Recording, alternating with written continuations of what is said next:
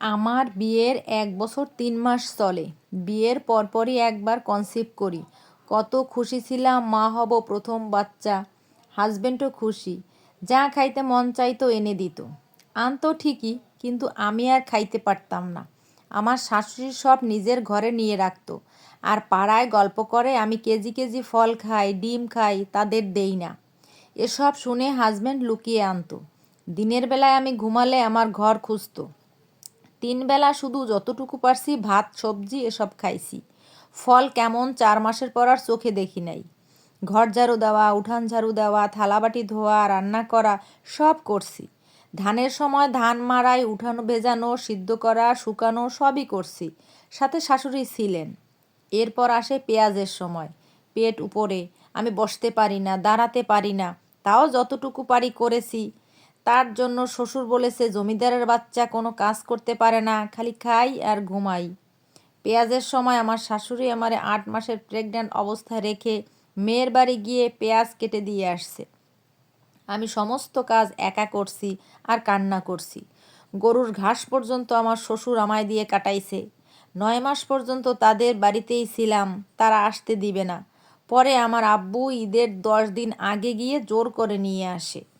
খাওয়া দাওয়া ঠিকমতো না হওয়ায় আমার বাবুর ওজন ১.৫ কেজি কম আসে। মাসের কাছে এসেই এই ১ মাসে অনেকটা বেড়ে গেছে।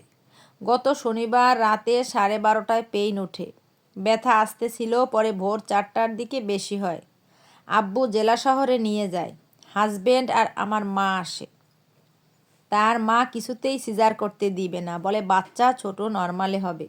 হাসপাতালের নার্সরাও আর জোর না করে নর্মালের চেষ্টা করতে থাকে।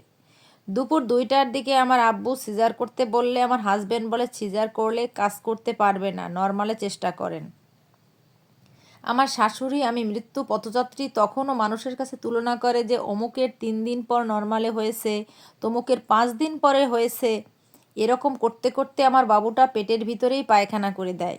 তারপরে মারাও যায়। যখন ব্লাড ভাঙা শুরু হয় তখন সিজারের জন্য ওটিতে নেয়। ওটিতে যাওয়ার পরপরই বাচ্চা নর্মালে হয়ে যায়, কিন্তু আমার সাইড ছিঁড়ে যায়, সেলাই লাগে।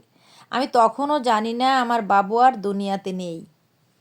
বেডে দেওয়ার পর আমার মা যখন বলল, আল্লাহ তোমারে আবার বাবু দেবেন, শক্ত হও, তখন জানলাম আমার মেয়েটা নেই।